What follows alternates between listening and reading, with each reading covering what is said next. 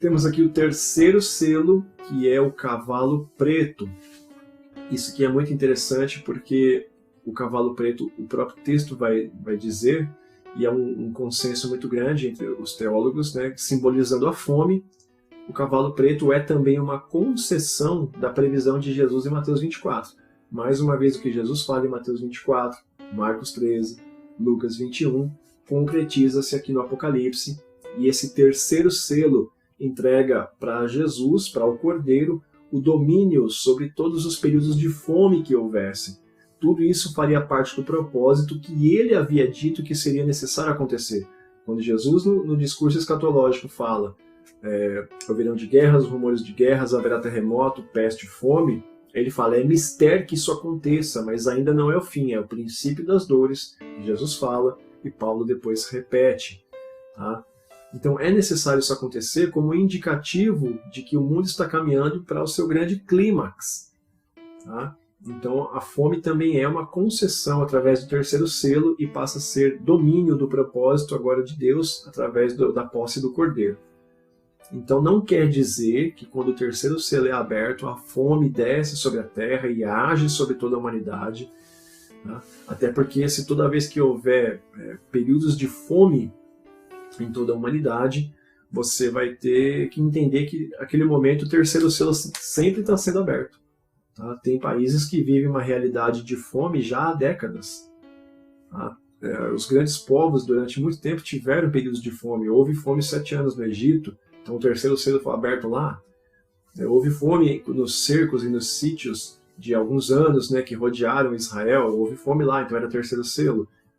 Então a gente tem que entender que é uma concessão, onde agora, quando isso acontecesse, faria parte do propósito do relógio de Deus para o cumprimento das profecias, e isso tudo agora pertencia ao Cordeiro, para que se cumprisse o tempo, para que ele voltasse e fizesse a grande colheita na terra dos santos que o serviram e o aguardaram em fidelidade. Tá? A balança que esse cavaleiro traz na mão é símbolo do racionamento e da escassez de alimentos. Tá? É interessante que sobre as medidas que o versículo vai trazer, né, ele vai falar sobre 1 litro, a saber, 1 quilo de trigo por 1 denário e 3 litros ou 3 quilos de cevada por 1 denário. E aí vai dizer, não danifiques o azeite nem o vinho. Então vamos entender aqui que sobre as medidas e os preços, é interessante a gente saber que 1 litro de trigo por 1 denário era o quê? O litro ou quilo de trigo era a porção, a ração diária de um soldado romano, e o denário era o pagamento, era o salário por 1 dia inteiro de trabalho. Tá? Já sobre a cevada, era bem inferior em qualidade, né, em relação ao trigo, e o custo nesse versículo mostra isso, porque você tem 1 denário que paga 1 quilo de trigo, e aí esse mesmo 1 denário já paga 3 quilos de cevada. Vê que a cevada ela é bem inferior. Tá? Só que aqui o quilo do trigo ele era a porção diária de consumo de um soldado romano. Então se ele tivesse família, por exemplo, já não era suficiente para alimentar toda a casa. E por isso que as famílias mais pobres, por exemplo, optavam por comprar a cevada. A cevada ainda assim era muito mais barata do que o trigo, por ser bem inferior. Tá? Então, os 3 quilos de cevada que poderiam alimentar ali uma família custavam 1 denário, que era um dia inteiro de trabalho, mas era de qualidade bem inferior. E isso afeta também porque, pela cultura do Oriente Médio, principalmente os povos judeus, o trigo ele era usado para o plantio e do pão, enquanto que a cevada, você sabe que a cevada, ela, sendo bem inferior, era tão cara quanto o trigo, que mostra também um inflacionamento, né, do valor dos produtos nesse período da fome. Por isso que haveria escassez para muitos povos. Né? Por isso a balança como um símbolo de escassez que era representada nas figuras de linguagem dos povos antigos. Tá?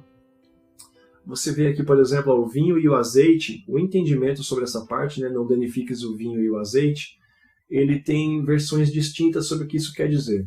Existe uma linha de pensamento de que estava indicando que, propositalmente, nesse período de escassez, a a fonte de alimentação e de festa, de prazer dos nobres seria preservada intacta para enfatizar e atenuar ainda mais e agravar ainda mais essa desigualdade social do império e do povo, né? Aqueles que são do império e aqueles que são do povo. Tem uma linha de pensamento que pensa dessa forma.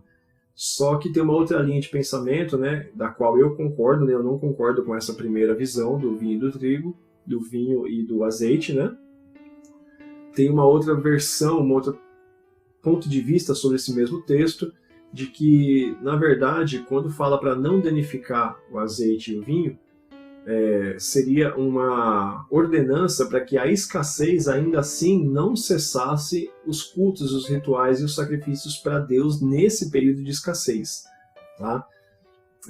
Visto que o vinho e o azeite eles eram também acessíveis às classes mais pobres e não era um privilégio exclusivo da nobreza, visto que na celebração da Páscoa e das festas o consumo de vinho era altíssimo, mesmo das classes menores, e o azeite ele era usado principalmente para iluminação, né, no culto, nas vilas, nas casas, dentro do templo, e era usado também para curar as feridas, né, como a gente tem um exemplo lá na parábola do bom samaritano. Então eu concordo mais com essa segunda linha de pensamento, de que é uma ordem para preservar a integridade dos cultos e dos rituais durante o período de escassez.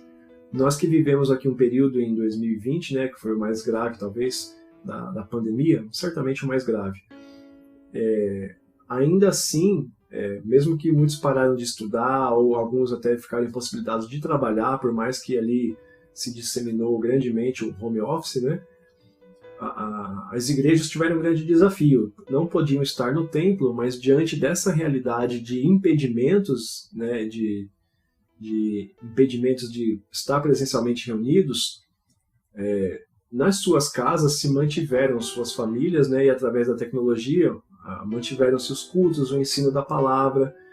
Então poderia ser uma analogia para entender o que é, mesmo nesse período de escassez, o culto continuar sendo realizado. O vinho continua trazendo alegria, celebrando as festas, lembrando do Cordeiro, e o azeite continua ungindo e iluminando nesse período. Eu prefiro mais essa segunda visão de pensamento do que a primeira, até porque os itens aqui, vinho e azeite, não eram sim inacessíveis para classes mais pobres, para se pensar que isso era exclusividade da nobreza. Tá? Então eu sou mais adepto do segundo pensamento, ok?